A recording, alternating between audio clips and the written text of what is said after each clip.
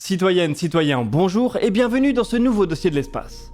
La décennie 2020 promet de voir émerger un grand nombre de nouvelles technologies spatiales. Les remorqueurs spatiaux devraient se généraliser, les communications par laser ou encore la fabrication dans l'espace. Combinées entre elles, ces technologies pourraient ouvrir de tout nouveaux champs d'application. L'un d'entre eux est celui de la production et du transfert d'énergie dans l'espace.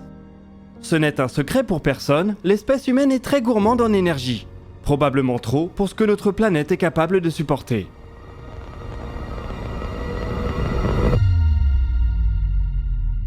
La Terre parvient pour le moment à répondre à cette demande car elle est riche en énergie fossile. Ces énergies fossiles, comme le pétrole, le charbon ou le gaz naturel, sont issues d'anciens organismes vivants, les restes sédimentés de forêts ou de plancton qui forment aujourd'hui des produits aisément combustibles.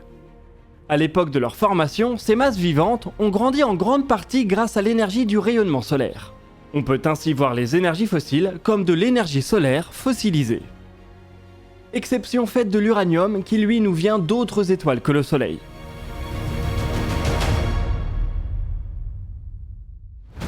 Les énergies renouvelables sont elles aussi directement ou indirectement issues de l'énergie solaire. Cela est évident pour les panneaux photovoltaïques. Mais même l'énergie éolienne existe principalement car le soleil chauffe l'atmosphère de manière inégale. À quelques exceptions près comme le nucléaire et la géothermie, la presque totalité des énergies que consomme l'humanité nous vient donc du rayonnement solaire. L'humanité ne capte qu'une infime partie de cette énergie, et la Terre dans son ensemble ne reçoit que très peu du rayonnement total qu'émet notre étoile.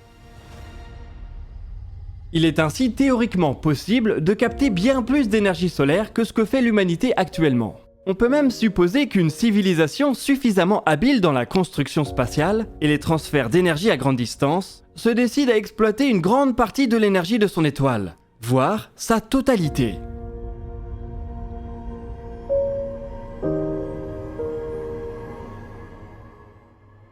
C'est en tout cas l'idée qui a traversé le physicien et mathématicien Freeman Dyson voilà 60 ans.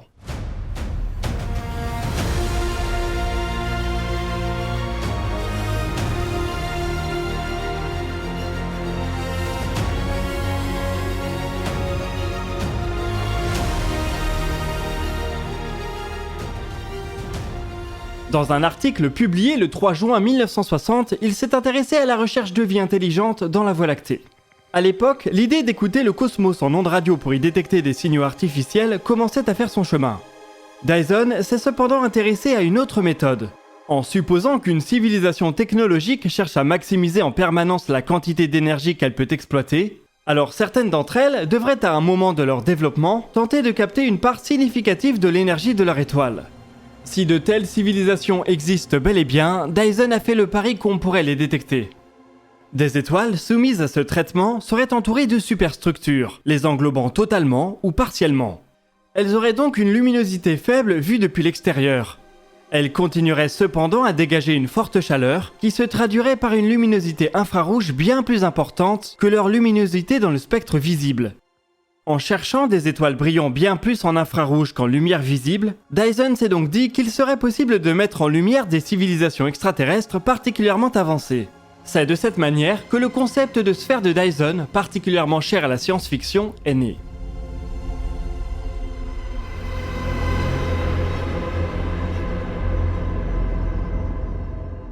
Théoriquement, une sphère de Dyson pourrait prendre une multitude de formes. Dans sa version la plus radicale, il pourrait s'agir d'une véritable coquille, entourant l'étoile dans son ensemble et captant la totalité de sa lumière.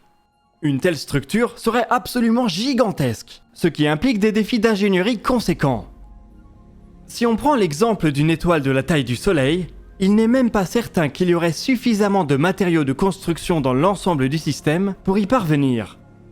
Imaginons toutefois que ce problème soit réglé. La sphère, une fois en place, serait soumise à des forces considérables du fait de l'attraction gravitationnelle du Soleil. On imagine que l'ensemble des astéroïdes et comètes intérieures auraient été monopolisés pour sa construction. Les risques d'impact seraient donc faibles, si ce n'est pour les quelques objets interstellaires qui semblent régulièrement passer à proximité du Soleil. La coque en question devrait donc être incroyablement résistante. Aucun matériau et aucune technique de construction actuellement connue ne sont capables de tenir ces contraintes. On est bien au-delà des défis présentés par un ascenseur spatial qui sont déjà considérables.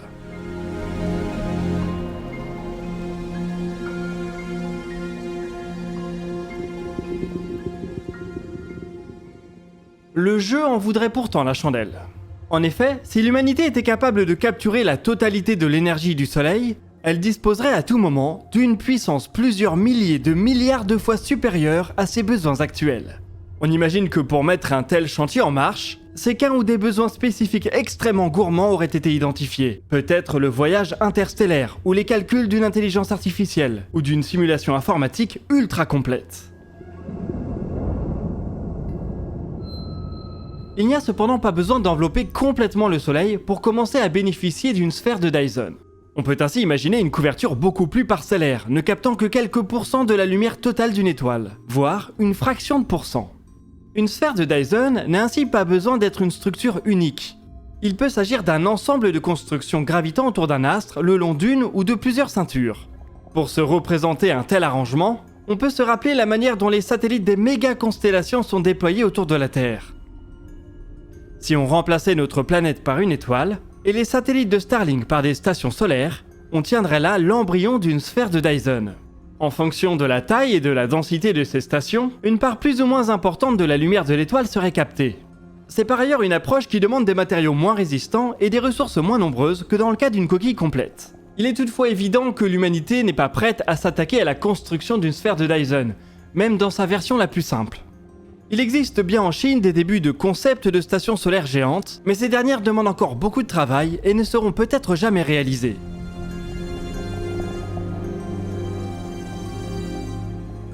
On peut cependant se rabattre sur les espoirs de Freeman Dyson en essayant de découvrir si d'autres civilisations auraient pu réussir à construire de telles structures.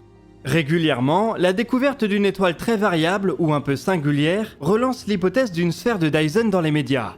L'étoile de Tabby, qui a connu des variations très importantes de luminosité dans les années 2010, en est le dernier exemple.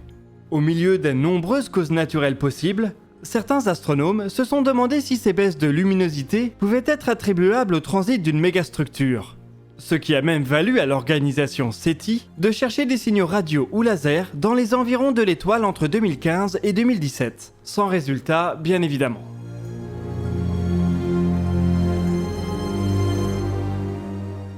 Il y a plusieurs moyens possibles de chercher dans l'univers des sphères de Dyson. Des baisses régulières de luminosité peuvent indiquer la présence d'un objet massif en orbite autour d'une étoile. C'est de cette manière que la plupart des exoplanètes sont détectées.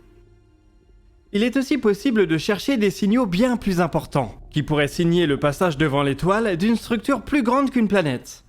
C'est la tâche à laquelle une équipe de l'université de Berkeley s'est attelée à partir des données récoltées par l'observatoire Kepler. Le télescope spatial a surveillé 150 000 étoiles pendant 4 ans. C'est un nombre dérisoire par rapport au nombre total d'étoiles dans la Voie lactée. Une découverte dans cet échantillon indiquerait probablement que les sphères de Dyson sont incroyablement communes dans l'univers.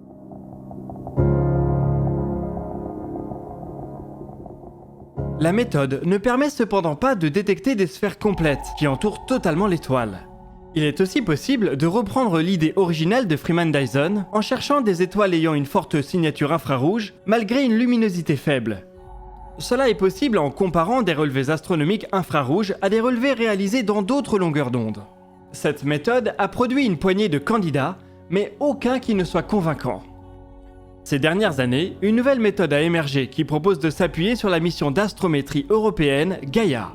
Elle fait l'hypothèse que des civilisations extraterrestres auraient pu construire une sphère de Dyson à partir d'un matériau absorbant partiellement la lumière de l'étoile, dans toutes ses longueurs d'onde. Vue depuis la Terre, l'étoile ne présenterait donc pas d'excès de luminosité en infrarouge. Elle apparaîtrait peu lumineuse et nous donnerait l'impression d'être beaucoup plus loin que sa distance réelle. Sa distance réelle pourrait toutefois être révélée par sa parallaxe, et c'est là que Gaia intervient. En recherchant des étoiles qui donnent l'impression d'être lointaines de par leur luminosité, mais proches de par leur parallaxe, il serait possible de découvrir ce type de sphère de Dyson un peu particulier. La méthode a en plus l'avantage de pouvoir être appliquée sur un grand nombre d'étoiles. Le 3e catalogue de Gaia va bientôt être publié et regroupera la parallaxe de plus d'1 milliard d'étoiles.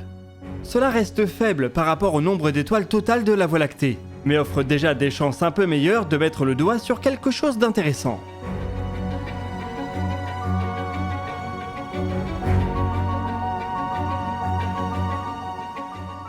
Bon, il y a peu de chances que ces recherches donnent un jour un vrai résultat. La masse d'étoiles à fouiller est énorme et le concept même d'une sphère de Dyson reste très hypothétique, même pour une civilisation bien plus avancée technologiquement que l'humanité. Il serait peut-être plus simple de découvrir des civilisations technologiques en s'intéressant à leur planète. Autour de la Terre, il y a par exemple de plus en plus de satellites, et ces derniers occupent des orbites spécifiques. On trouve un grand nombre d'entre eux dans la ceinture géostationnaire. Si cette présence venait à se densifier fortement, un observatoire très performant pourrait éventuellement détecter cette ceinture géostationnaire lors des transits de la Terre devant le Soleil. Les observatoires actuels commencent tout juste à s'attaquer à la recherche d'anneaux autour d'exoplanètes. Qui sait, peut-être que dans quelques décennies, il deviendra possible de découvrir des ceintures de satellites artificiels autour de planètes semblables à la Terre. C'est certes moins impressionnant qu'une sphère de Dyson, mais tout aussi excitant.